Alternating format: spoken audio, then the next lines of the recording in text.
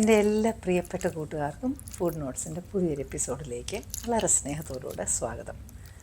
ഇന്ന് ഞാനൊരു പിക്കിളാണ് ചെയ്യുന്നത്, ലെമൺ ഡേറ്റ്സ് പിക്കിൾ.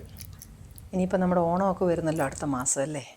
അപ്പോൾ മെല്ലെ ഓണത്തിന് നിങ്ങൾക്ക് ഹെൽപ്പ് ചെയ്യാൻ പറ്റുന്ന ചില റെസിപ്പീസൊക്കെ ഇടാമെന്ന് വിചാരിച്ചു.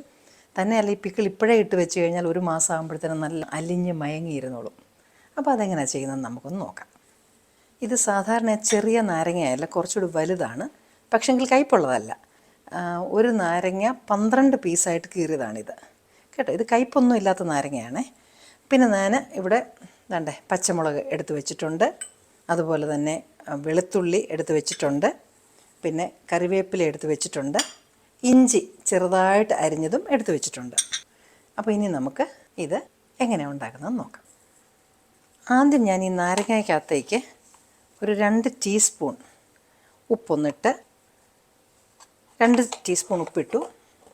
എന്നിട്ട് ഇതൊന്ന് ഇളക്കി ഇവിടെ വെച്ചേക്കാം. അപ്പം നമുക്ക് ബാക്കി നമ്മുടെ മസാലയൊക്കെ ഒന്ന്, അതായത് ഇഞ്ചി വെളുത്തുള്ളി ഇതൊക്കെ ഒന്ന് വറുത്തെടുക്കുന്നിടം വരെ ഇതിവിടെ ഇരുന്നൊന്ന് വെള്ളമൊക്കെ ഒന്ന് ഇറങ്ങട്ടെ നന്നായിട്ട് നാരങ്ങയ്ക്കകത്തുനിന്ന്. ഉപ്പ് 1 സ്പൂണ് കൂടുതലിട്ടാലും ഒരു കുഴപ്പമില്ല, കാരണം ഉപ്പിലിട്ടതാണ്, അതുകൊണ്ട് നമുക്ക് പ്രശ്നമൊന്നുമില്ല. ഈ ഡേറ്റ്സ് ആണെങ്കിൽ ഇത് നമ്മൾ കഴുകി ഉണങ്ങിയതിന് ശേഷം വേണം രണ്ടായിട്ട് കട്ട് ചെയ്യാൻ. ഞാനത് ഒരു ഡേറ്റ്സ് ഇങ്ങനെ 2ആയിട്ട് കട്ട് ചെയ്തതാണ്. അപ്പം ഞാൻ തീ കത്തിച്ചു, ചുവട് കട്ടിയുള്ള നല്ലൊരു പാത്രം വെച്ചു. പാത്രം ചൂടാകുന്ന ഉടനെ ഞാൻ എള്ളെണ്ണയാണ് ഒഴിക്കുന്നത്.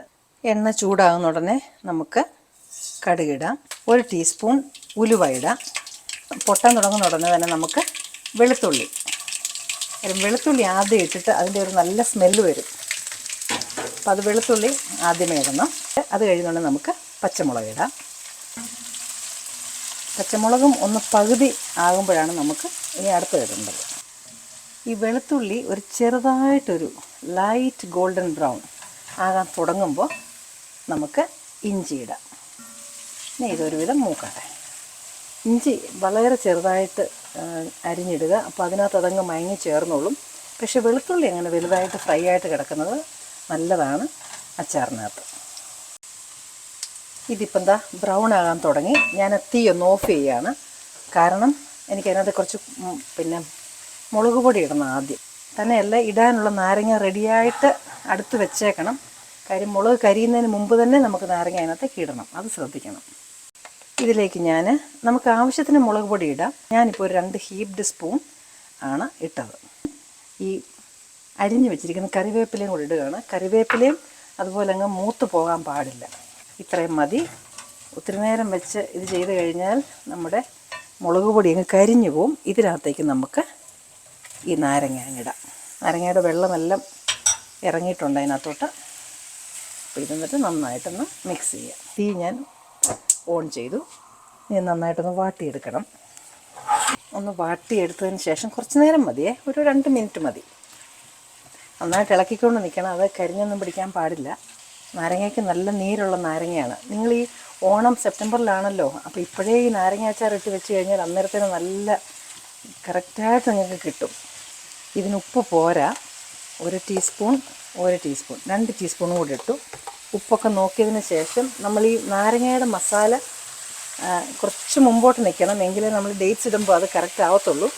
അപ്പോൾ ഇതൊന്ന് ശരിയാക്കിയതിന് ശേഷം നമുക്ക് ഡേറ്റ്സ് ഇട്ടാൽ മതി.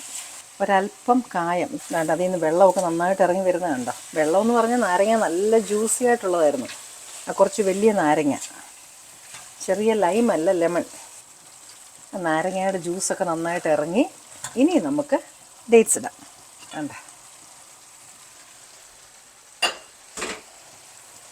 ഈ ചിലർ ഡേറ്റ്സ് ഉണ്ടല്ലോ, വിനെഗറിനകത്തൊക്കെ ഇട്ട് ഫെർമെൻറ്റ് ചെയ്യാൻ പോലൊക്കെ വെച്ചിട്ട് ചെയ്യും.